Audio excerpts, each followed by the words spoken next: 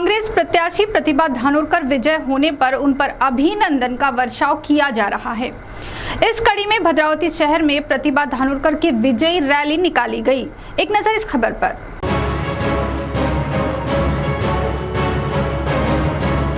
4 जून को लोकसभा चुनाव के नतीजे घोषित होने के बाद कांग्रेस प्रत्याशी प्रतिभा धानोरकर ने 2.5 लाख से अधिक मतों से विजयी होकर नवनिर्वाचित सांसद होने का मान प्राप्त किया। प्रतिभा धानोरकर के विजयी होने पर कांग्रेस कार्यकर्ताओं में उत्साह देखा जा रहा है। सभी ओर से उन पर अभिनंदन का वर्षाव हो रहा है। उनकी इस जीत पर भद्रावती शहर में भी प्रतिभा धानोरकर की विजय रैली निकाली गयी। धूमधाम से निकाली गयी विजय रैली में वाहन पर सवार प्रतिभा धानोरकर के साथ कई नेता उपस्थित थे। इस समय पटाखों की आतिशबाजी की गई। धूमधाम से निकाली गई इस विजय रैली में लोग डीजे की धुन पर थिरकते हुए नजर आए। रैली शहर के मुख्य मार्ग से गुजरते हुए अंबेडकर चौक में पहुंची, जहां रैली सभा में तब्दील हुई।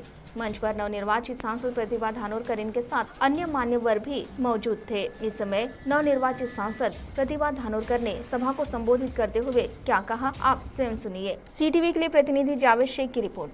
मला ही खासदारकी लढवण्याची अजिबात गरज नव्हती। या क्षेत्राची विद्यमान आमदार म्हणून मी होती, पण या क्षेत्रातून माझे पती दिवंगत खासदार यांच्या दुर्दैवी झालेल्या मृत्यू पश्चात ज्या पद्धतीने त्यांनी सगळे पदाधिकारी कार्यकर्ते आणि सगळ्यांची फळी तयार केली होती, सगळ्यांना या लोकसभा क्षेत्रात बांधून ठेवलं होतं, कुठेतरी सगळ्यांना वाटलं की आपल्या डोक्यावरून मायेचे क्षेत्र हरवलेलं आहे आणि त्यांनी तयार केलेला हा मतदारसंघ जर का टिकवून ठेवायचा असेल, कार्यकर्त्याला खऱ्या अर्थानं धीर द्यायचा असेल तर मला ही लोकसभेची निवडणूक लढवणं अत्यंत गरजेचं होतं।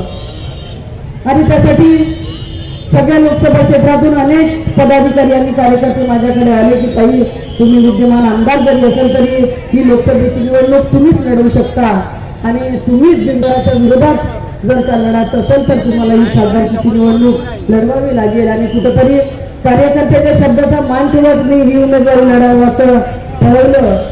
आणि जेव्हापासून प्रचाराची रणधुमाळी चालू झाली, आपण पाहिलं असेल की ही प्रतिभा धानोरकर या लोकसभेची एकटी उमेदवार नाही, तर इथं बसलेला प्रत्येक मनुष्य, प्रत्येक पदाधिकारी, प्रत्येक कार्यकर्ता या लोकसभेचा उमेदवार होता।